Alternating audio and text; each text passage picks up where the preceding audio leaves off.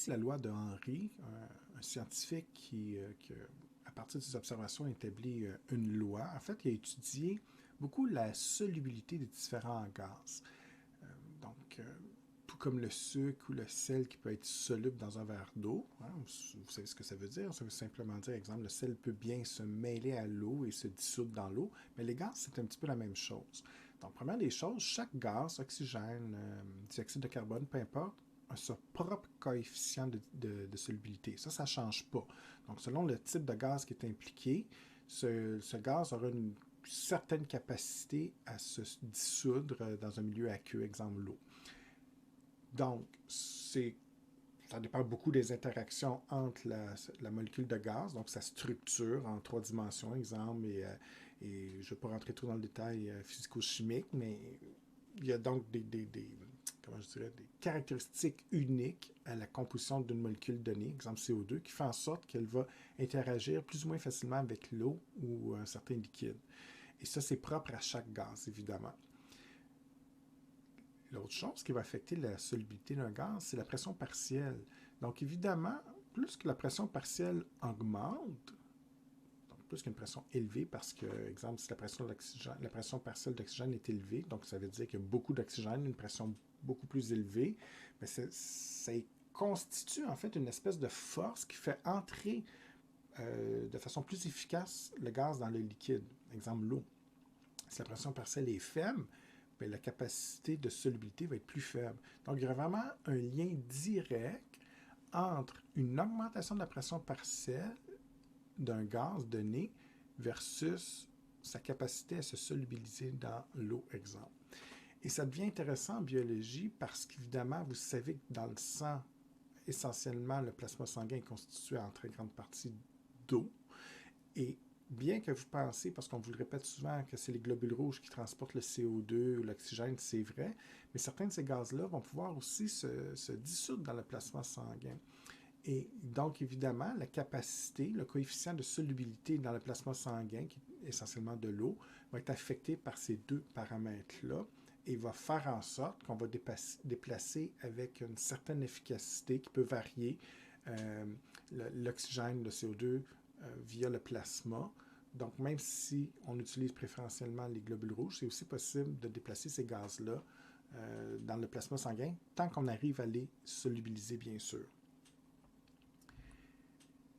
Maintenant, si on regarde plus en détail le transport des différents gaz respiratoires, donc ici on vous présente le transport de l'oxygène, l'oxygène, il y a un coefficient de solubilité relativement limité au niveau du plasma sanguin. On verra tantôt que le CO2 a un meilleur coefficient de solubilité. Donc, de façon naturelle, l'oxygène a plutôt de la difficulté à se solubiliser dans le plasma sanguin. On estime qu'environ un 2% de l'oxygène peut se dissoudre dans le plasma, ce qui n'est pas très efficace. Si on a une pression partielle d'oxygène extrêmement élevée, ça peut augmenter un petit peu, mais essentiellement, la façon de transporter de l'oxygène, ça va être vraiment par l'intermédiaire de l'hémoglobine que vous avez déjà étudié quand on a parlé du sang. Et cette hémoglobine, présente à l'intérieur des érythrocytes, des globules rouges, va soit se lier à l'oxygène ou non. Et quand on parle d'oxyhémoglobine, ça veut simplement dire que le HB ici, en fait, c'est la molécule d'hémoglobine. Ça veut dire que l'hémoglobine est attachée, liée à un oxygène. Et ces molécules d'hémoglobine à l'intérieur des globules rouges vont transporter comme ça le dioxygène.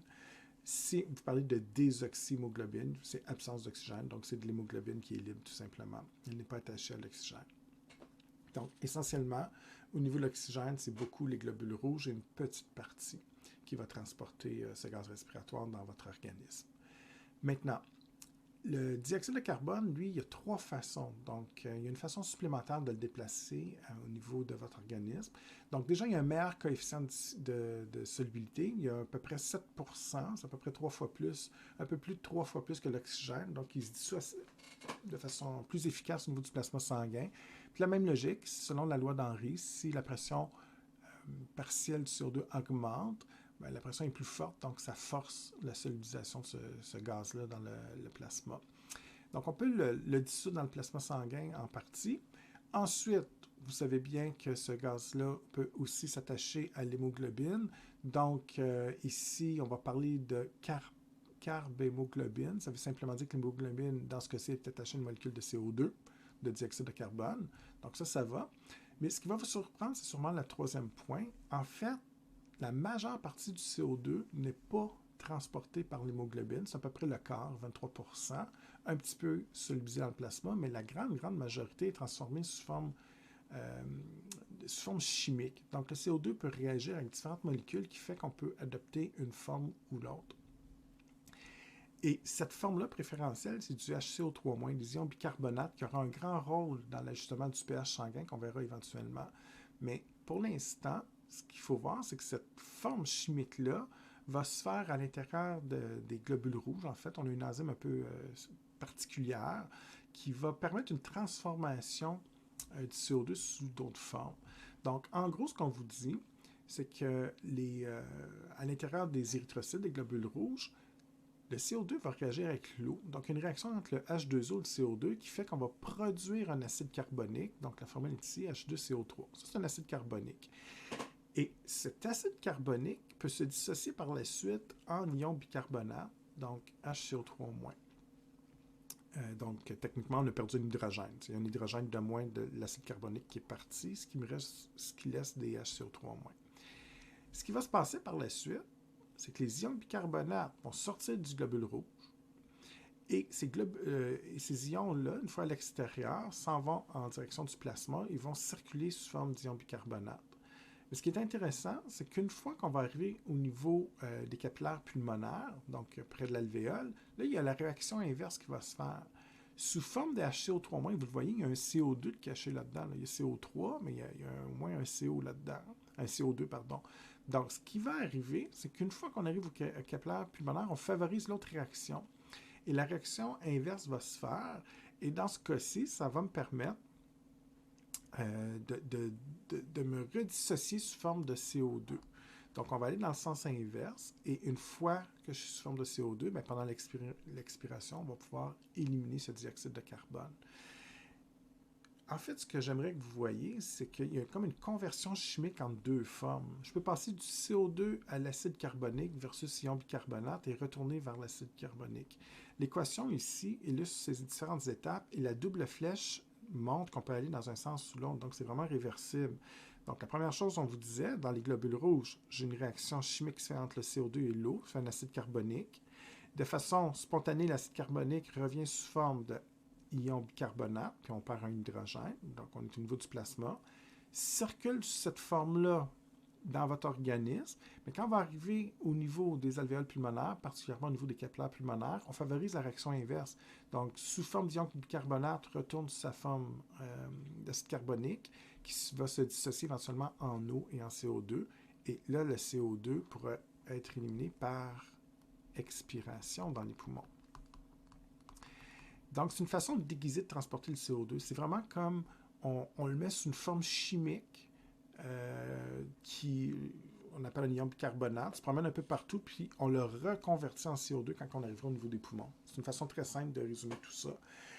En d'autres mots, il y a vraiment trois façons de faire. CO2 dissous dans le plasma, attaché à l'hémoglobine des globules rouges et sous forme d'ion bicarbonate, comme je viens de l'expliquer. Cette réaction chimique, est-ce qu'il y a d'autres réactions chimiques qui peuvent transporter l'oxygène? Ça n'existe pas. L'oxygène, malheureusement, c'est essentiellement les globules rouges qui le transportent. Donc, on est plus limité dans le transport de ce gaz-là.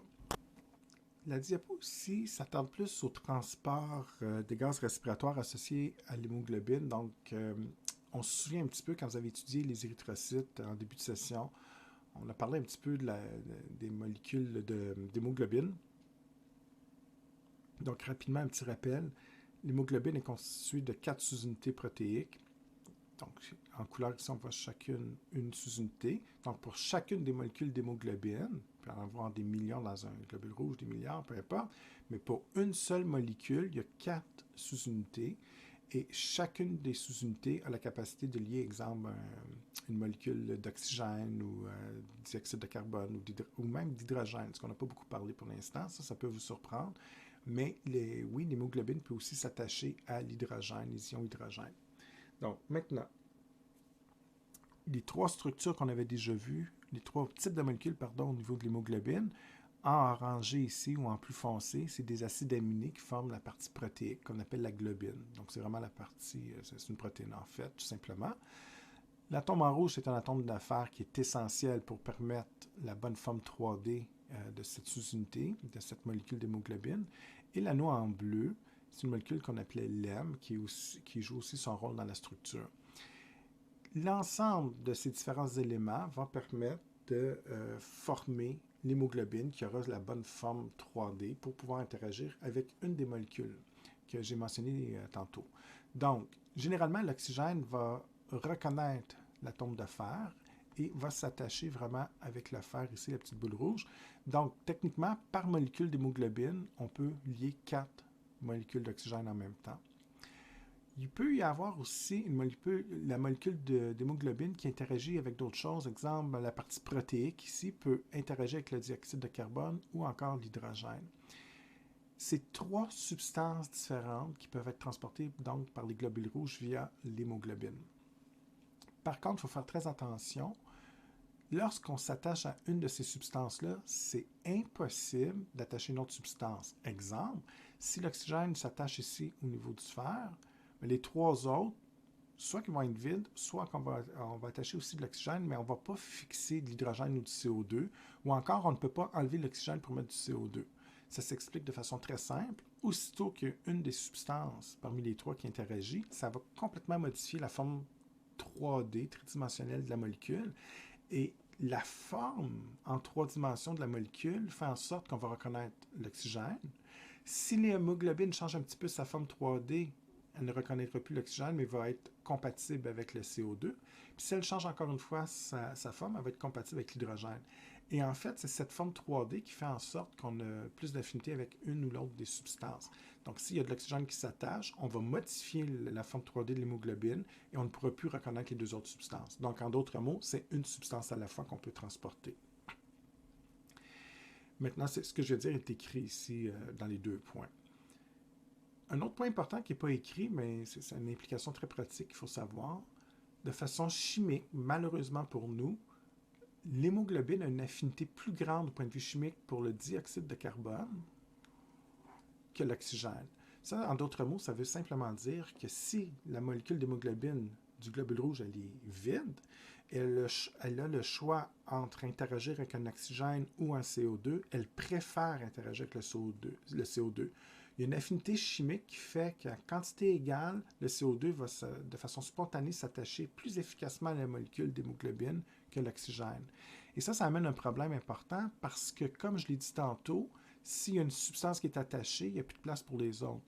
Donc, si on préfère le CO2 et que le CO2 interagit avec l'hémoglobine, ce qui va se passer, c'est qu'on change la forme 3D de l'hémoglobine et celle-ci ne sera plus capable de reconnaître l'oxygène.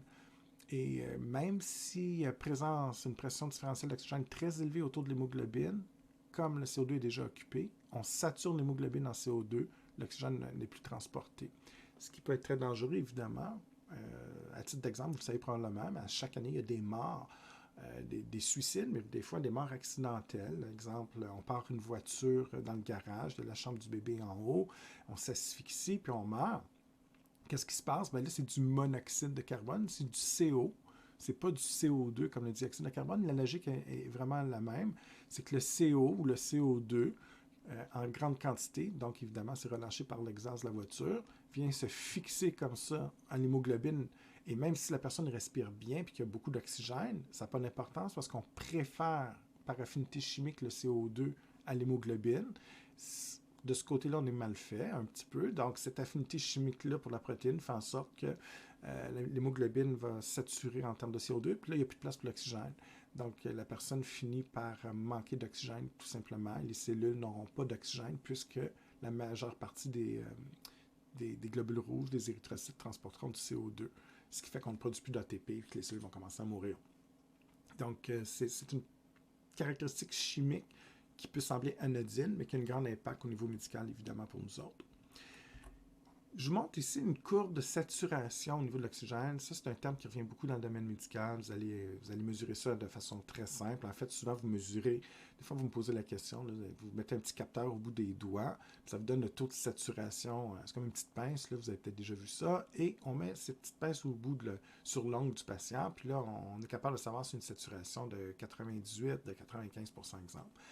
Souvent, vous me demandez comment ça fonctionne. C'est très simple. C'est un petit capteur optique qui détecte l'intensité du rouge du sang. Donc, selon le taux d'oxygénation du sang, le sang peut adopter une version. Donc, s'il est riche en oxygène, souvent, il va prendre une teinte beaucoup plus claire, rouge clair. S'il y a moins d'oxygène, il va être plus foncé. Donc, avec tous les dégradés de rouge possibles, du rouge clair au rouge foncé, avec une petite puce, on est capable rapidement de faire le calcul et d'établir à peu près le niveau d'oxygène qui est transporté par l'hémoglobine selon la qualité du rouge, si vous voulez qu'on le détecte. Donc, c'est vraiment un capteur optique qui détecte l'intensité du rouge au niveau sanguin pour établir par la suite le niveau d'oxygénation, de saturation. Maintenant, justement, la saturation, terme extrêmement important. Je viens un petit peu de l'expliquer, c'est un peu implicite à ma description que je viens de faire, mais de façon plus claire, la saturation de 98%, ça veut dire quoi? Ça veut dire que 98% des hémoglobines sont occupées par une molécule d'oxygène. Il y a un 2% qui est libre ou qui est attaché à d'autres sortes de molécules, exemple CO2 ou hydrogène. Ça, c'est la situation idéale. 98%, là, c'est comme le maximum généralement. Vous pouvez lire un 99, mais c'est l'équivalent. C'est que la majeure partie des hémoglobines contient de l'oxygène. Et là, on fait un petit tableau ici pour vous montrer que plus que la pression partielle d'oxygène augmente, plus la saturation augmente. Donc, ça fait du sens. Parce qu'évidemment, si à certains endroits, comme dans les veines, il y a très peu d'oxygène, la pression partielle d'oxygène est faible, bien, la saturation est faible. Puis plus qu'on va vers les artères, bien, plus que la pression d'oxygène est forte. Donc, plus qu'il y a d'oxygène, plus que la pression est forte. Donc, plus qu'il y aura de saturation. Il y a des conditions de la vie courante ou de différentes pathologies qui font en sorte qu'on va affecter le niveau de saturation. Mais la logique, elle est très simple ici. Plus que j'ai une grande PO2, c'est-à-dire donc plus que ma pression différentielle au niveau de l'oxygène est élevée, plus que j'ai d'oxygène. Et plus que j'ai d'oxygène, plus ça augmente le pourcentage de saturation. Évidemment, plus que j'ai de monde, plus que j'ai une molécule à transporter, plus que les transporteurs vont être occupés. Donc, plus que l'hémoglobine va être occupée avec un oxygène. Si j'ai peu d'oxygène, ben, j'ai beaucoup d'hémoglobine qui va être libre parce que j'ai pas beaucoup de monde à transporter. Donc, c'est un peu la même logique. Par contre, si vous remarquez ici, à partir de D à peu près, ça plafonne. Ça veut dire que ça fait une espèce de plateau. Si j'arrive ici au niveau d'une pression de 70 à 80, je monte de 10, bon, ben, le pourcentage de saturation augmente. Mais si je passe de 90 à 105, ça monte pratiquement plus. On est à 98 et ça ne bouge plus. Okay? Je pourrais le mettre à 350, ça sera encore à 98. Pourquoi? Comment on peut expliquer ça? Pourquoi ça ne monte pas tout le temps, malgré le fait qu'on augmente la quantité d'oxygène? Donc, exemple, vous mettez par erreur un masque à oxygène à un patient, ça peut être dangereux pour d'autres raisons, mais ce que je veux vous faire voir, c'est que ça ne change plus rien, là. Parce que quand même bien que vous injectez une quantité supplémentaire d'oxygène, j'ai déjà mon maximum d'atteint. C'est pour ça qu'il y a un plateau. Ça veut dire, imaginez-vous un autobus, chaque banc, c'est une molécule de globule. Mettons l'autobus, c'est le globule rouge, et chaque banc, c'est une molécule d'hémoglobine. S'il y a 100 bancs, puis il y a 100 personnes d'assis, sans oxygène d'attaché, j'ai quand même bien qu'il y a 350 personnes à l'extérieur de l'autobus, j'ai plus de place. Donc, ça ne donne rien ici de rajouter de l'oxygène, puisque déjà, j'ai mon taux de saturation maximale. Par contre, si vous avez une saturation de 60, j'ai beaucoup d'espace qui n'est pas occupé. Là, c'est une autre histoire. Donc, c'est normal qu'à un moment donné, on sature comme ça. Mais l'idée intéressante ici, c'est de comprendre que plus la saturation est élevée, ça veut dire plus la pression partielle de l'oxygène est élevée. Donc, vous, sur le plancher, quand vous travaillez, ça veut dire que, vous visualisez qu'il y a beaucoup d'oxygène. Plus la pression est forte, plus la saturation est forte, plus il y a d'oxygène de transporté par les globules rouges, ce qui est souhaitable. Si vous avez une saturation faible chez votre patient, ça veut dire que pas assez d'oxygène qui est transporté par l'hémoglobine, donc éventuellement, il y a des tissus qui vont être mal oxygénés. C'est ce que ça veut dire. Le tableau présenté ici vous montre en fait les principaux déséquilibres associés au système respiratoire, donc les principales pathologies, si on peut dire. Donc, je passe rapidement. Il y a beaucoup de choses que vous connaissez déjà, mais il y a quand même quelques éléments qui vont peut-être vous surprendre. Donc, première des choses, en soi, le système respiratoire peut avoir des problèmes. Donc, on parle d'obstruction des voies aériennes. Donc, exemple, dans les cas d'asthme, on en a déjà parlé, on a expliqué cette maladie-là déjà. Les bronchites, donc inflammation des bronches suite à une infection, exemple, qui peut donc favoriser une bronchoconstriction, une inflammation. Donc, des enflures également qui peuvent comprimer les bronchioles, exemple, qui se remplissent de mucus. Un peu comme l'asthme, même si les causes sont différentes, les conséquences sont identiques, bronchoconstriction, accumulation de mucus, obstruction des différents conduits, là, je pense aux bronches, aux bronchioles, évidemment. Fibrose kystique est une maladie aussi qu'on avait déjà parlé dans les dernières capsules. Parfois, c'est la membrane respiratoire qui ne fait pas le travail. Pour X raison, elle peut s'épaissir, donc les échanges gazeux sont plus difficiles. C'est la cause, moi, qui me vient le plus en tête, c'est suite à une pneumonie, exemple. Il peut y avoir une infection virale ou bactérienne, peu importe, du type de pneumonie, mais il y a souvent une réponse de défense qui s'enclenche, incluant une réponse immunitaire qui va être assez forte parfois, et il peut y avoir une réaction inflammatoire très, très forte.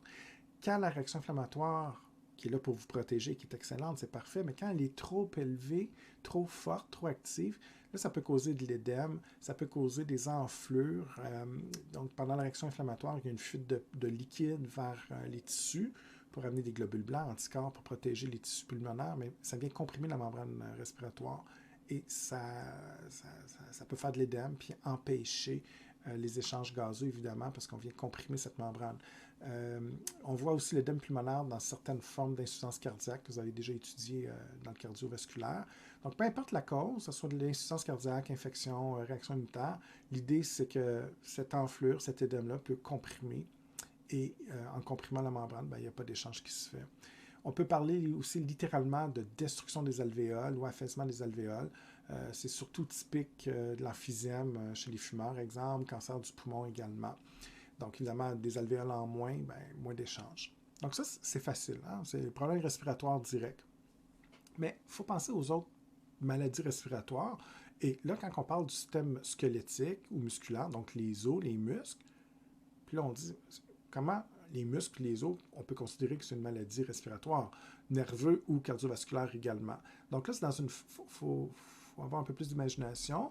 Squelettique et musculaire, essentiellement, si on a de l'arthrite, déformation des os, peu importe, les muscles respiratoires qui ont une lésion, qui sont abîmés, évidemment, si je ne contracte pas les muscles respiratoires, là, je suis dans un problème musculaire, mais si je ne contracte pas ou de façon peu efficace, évidemment, toute la mécanique ventilatoire au niveau de l'inspiration, expiration ne se fera pas.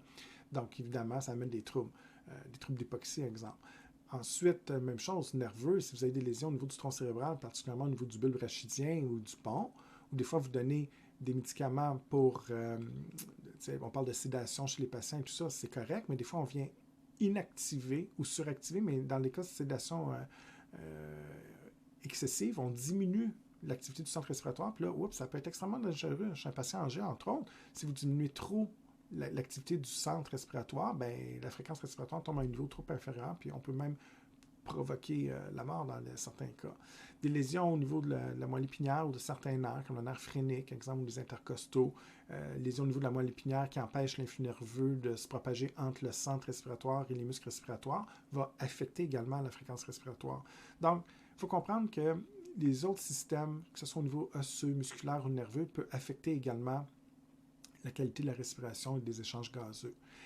Cardiovasculaire, en fait, si vous avez certains problèmes, je pense à une artère, on n'en parle pas ici, mais une artère qui serait bloquée, donc on empêche le déplacement du débit sanguin vers un organe, l'organe, pour lui, c'est un problème respiratoire.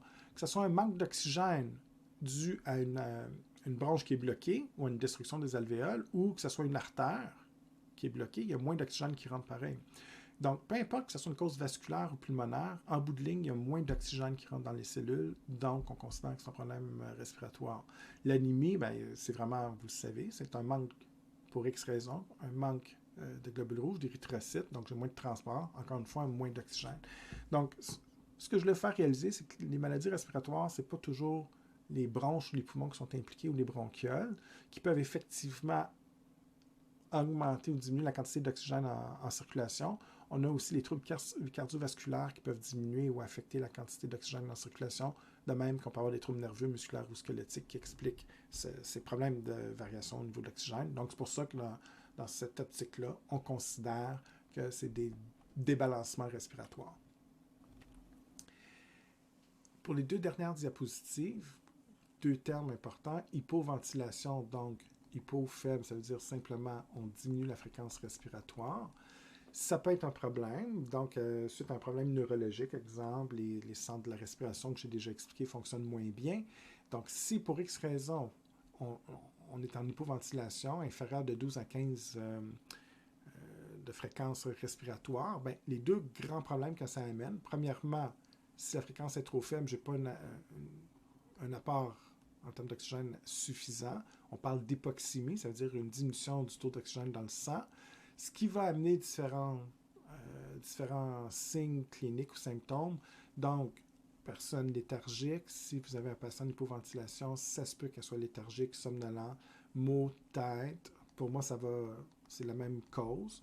Pourquoi ces 3 éléments-là? Bien, manque d'oxygène, manque de production d'ATP, donc moins d'énergie dans les neurones, ce qui fait qu'on est somnolent, on s'endort, léthargique, on a de la misère à bouger, à contracter, on est faible, on est fatigué parce qu'on ne peut pas contracter les muscles aussi efficacement si on manque d'ATP. Donc, c'est simplement ça. Manque d'oxygène, manque d'ATP, on ne fonctionne pas au niveau du cerveau, on dort, maux de tête, parce que les neurones commencent à mourir, manque d'ATP. Léthargique, les muscles ne fonctionnent pas, grande faiblesse, ce n'est pas écrit, mais on aurait pu parler d'une grande faiblesse musculaire. Cyanose, donc exemple au niveau de la peau, particulièrement au niveau des ongles, c'est très visible, ça devient bleu parce que c'est vraiment un sang qui est, on dit une mauvaise circulation sanguine, mais techniquement, c'est pas vraiment ça. C'est qu'en fait, le taux d'oxygénation devient très faible. Vous allez voir ça au bout des doigts, au niveau des lèvres parfois. Donc, la teinte bleutée, c'est simplement un sang qui est pauvre en oxygène. Et il faut faire attention, je ne dis pas que le sang est bleu, je dis tout simplement que la peau, c'est un peu une illusion d'optique, mais la peau va prendre une teinte bleutée, en fait. Et la perte de connaissance, à un moment donné, s'il n'y a vraiment plus d'ATP au niveau des neurones, le cerveau ne fonctionne plus, puis on perd connaissance. Donc ça peut être une hypoventilation sévère. L'autre problème avec ça, c'est que non seulement vous manquez d'oxygène, mais comme vous respirez moins vite, vous êtes en hypercapnie. Capnie réfère à CO2, dioxyde de carbone. Donc dans ce cas-ci, au lieu d'éliminer le CO2, non seulement vous n'allez pas chercher l'oxygène nécessaire, mais vous n'éliminez pas suffisamment le CO2 qui a tendance à s'accumuler dans votre organisme. Et tantôt, je disais que le CO2 plus l'eau de votre corps, au niveau du plasma ou peu importe, il y a une réaction entre H2O et le CO2 qui fait qu'on produit un acide carbonique. Donc, si je produis un acide carbonique, un acide, tantôt je vous disais que l'acide carbonique, c'était H2CO3. Bien, un acide, c'est quoi la définition chimique d'un acide? C'est une substance qui libère des hydrogènes. Donc, évidemment, CO2 réagit avec l'eau, fait un acide, et cet acide carbonique, de façon spontanée, pourra se dissocier en différentes molécules, incluant la libération d'un ion hydrogène. Si j'augmente la quantité d'hydrogène au niveau du plasma sanguin, ça fait ce qu'on appelle une acidose respiratoire. Le pH sanguin qui devient beaucoup trop acide, et c'est causé par un problème au niveau du système respiratoire. C'est pour ça qu'on dit que c'est respiratoire. La fréquence respiratoire est trop faible. À l'inverse, on peut souffrir aussi d'hyperventilation. Donc, pour X raison, le système nerveux envoie trop d'influx nerveux à partir des centres respiratoires. Donc, dans ce cas-ci, c'est l'inverse. Si je respire trop vite, hyper veut dire beaucoup, j'augmente la fréquence respiratoire. Qu'est-ce que ça fait? Bien, là, j'élimine de façon beaucoup trop efficace le CO2. Donc, votre premier réflexe, c'est de dire, ouais, le CO2, c'est toxique, c'est une bonne chose qu'on l'élimine. Je suis assez d'accord avec vous, mais le problème, ça nous en prend un petit peu dans le corps quand même, justement, pour augmenter la quantité en fait, pour maintenir la quantité d'hydrogène. C'est une façon de contrôler le pH sanguin. On va discuter de ça éventuellement. Sauf que dans ce cas-ci, vous éliminez tellement votre CO2 qu'il y a moins d'acide carbonique dans le corps. Et si j'ai moins d'acide carbonique dans le corps, donc je vais marquer acide ici, évidemment, il y a moins d'hydrogène qui va être libéré. Et si vous avez trop peu d'hydrogène dans le sang, bien, votre pH sanguin devient trop basique, trop alcalin, il va augmenter. Donc, le manque d'hydrogène ici va augmenter le pH, ce qui va causer ce qu'on appelle une acalose respiratoire. Donc, un trouble respiratoire associé à l'hyperventilation fait en sorte qu'on peut avoir une alcalose, pH sanguin trop élevé. Par contre, ici, une hyperventilation a très peu d'effet sur l'oxygène, ce qui peut vous surprendre. Mais si vous vous souvenez de mon histoire de plateau tantôt, c'est simple. L'hémoglobine est déjà à la normale au taux de 98%. Donc, en respiration normale, en apnée, de 12 à 15 ventilations minutes, vous avez déjà saturé l'ensemble de l'hémoglobine chez une personne en santé. Fait que même si vous augmentez l'hyperventilation, vous ne pouvez pas aller chercher de quantité supplémentaire d'oxygène. En fait, vous pouvez, mais elle ne sera tout simplement pas utilisée parce qu'on n'est pas capable de la transporter. Si j'ai 98, 99 ou mettons 100% de mon oxygène qui est associé à l'hémoglobine, bien évidemment, même si je respire plus vite, puis je vais chercher une quantité accrue d'oxygène, je n'ai pas de moyen de la transporter. C'est l'exemple de l'autobus que je vous disais tantôt. Mes 100 sièges sont occupés par 100 personnes. Donc, quand même bien que j'ai été chercher 1000 personnes de plus, ils vont attendre le prochain autobus. On n'entre pas. Donc, c'est le problème. Ici, j'ai un plateau, c'est saturé au maximum. Ça n'a pas d'impact vraiment. Le fait ici d'avoir faiblesse musculaire suite à une hyperventilation, crampe musculaire et tout ça, tétanie, c'est plutôt relié à l'alcalose. C'est vraiment les symptômes associés à une alcalose. Pas tant l'oxygène, ça fonctionne. Donc, tantôt, j'expliquais les symptômes d'une hypoventilation suite à la diminution d'ATP, manque d'oxygène. Ici, ce n'est pas l'oxygène qui crée ces symptômes-là, c'est vraiment l'alcalose respiratoire. Et maintenant, en terminant, donc, ça termine vraiment la capsule 7. Ça termine vraiment le système respiratoire. Donc, la prochaine capsule va justement parler plus des équilibres acido-basiques. Donc, maintenant que vous avez étudié en détail le système urinaire et le système respiratoire, vous allez être capable de comprendre justement comment, dans des situations de pathologie, je pense au diabète, différents déséquilibres métaboliques qu'on étudiera, troubles respiratoires, troubles au niveau du système urinaire, peu importe, comment tout ça peut affecter le pH sanguin, les déséquilibres au niveau du pH sanguin qui peuvent être très dangereux. Donc, on va voir non seulement les problèmes associés à ces pathologies-là, mais aussi comment on va contrôler et rétablir la situation. Et c'est surtout ça qui est extrêmement important de comprendre avec la diapo que je n'ai pas mentionné. Je vous présente l'hyperventilation et l'hypoventilation comme des problèmes. Exemple neurologique. Trop d'influx, pas assez d'influx à partir des centres respiratoires. Mais il faut faire très attention, et ça, vous allez l'observer plus dans la prochaine capsule. Parfois, l'hyperventilation ou l'hypoventilation, c'est excellent parce qu'en fait, c'est une façon de votre organisme de s'adapter à un problème quelconque. On va voir éventuellement que oui, ça peut être un problème, l'hyperventilation ou l'hypoventilation, mais ça peut être aussi une façon de contrôler un dérèglement du pH sanguin dû à une maladie comme le diabète ou encore une dysfonction des reins. Et c'est ça que c'est sur cette phrase que je veux vous laisser maintenant. C'est pas parce qu'un patient est en hyperventilation qu'il a nécessairement un problème respiratoire ou un problème neurologique au niveau des centres respiratoires. Ça peut être en fait une bonne chose. Une très bonne chose parce que son corps est en train de compenser pour établir un problème. Donc, si vous rencontrez un patient qui est en hyper ou en hypoventilation, votre premier réflexe est quelque chose d'anormal et là-dessus, je suis très d'accord avec vous. Donc, ça va. Mais ce n'est pas nécessairement une dysfonction des centres respiratoires, exemple. Au contraire, c'est peut-être pour pallier à une dysfonction des reins, un trouble métabolique, qu'on est en hyper et en hypoventilation. En fait, c'est pour essayer de rétablir la situation. C'est deux cas de figure possibles. Ça peut être une pathologie qui fait l'hyperventilation, donc on a un problème, ou bien c'est une façon de régler un problème qui se passe ailleurs. Et ça va être le sujet de la prochaine capsule, justement d'établir ces différentes méthodes d'adaptation suite à différentes pathologies. Sur ce, je vous laisse. Donc, bonne étude et comme toujours, vous ne gênez pas pour les questions. Sinon, on se revoit dans la prochaine capsule.